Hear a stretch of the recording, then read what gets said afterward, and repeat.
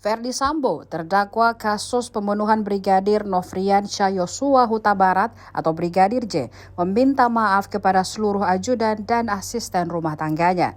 Permintaan maaf itu ia ungkapkan saat menjalani sidang di Pengadilan Negeri Jakarta Selatan pada Selasa 8 November 2022. Dia meminta maaf karena masalahnya menyeret sejumlah orang di sekelilingnya. Permintaan maaf khusus ia sampaikan kepada salah satu ajudannya, Baratu Prayogi, yang batal nikah karena ikut jadi saksi di persidangan.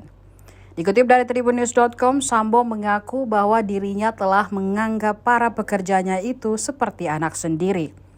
Ia pun menyesal akibat ulahnya seluruh anak buahnya itu terseret kasusnya.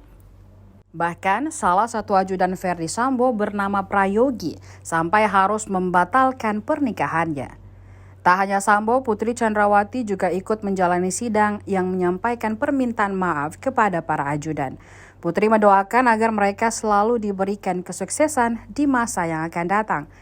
Kelima terdakwa yakni Ferdy Sambo, Putri Chandrawati, Richard Eliezer, Ricky Rizal, dan Kuat Maruf masih menjalani serangkaian persidangan. Mereka sebelumnya didakwa melanggar pasal 340 KUHP tentang pembunuhan berencana.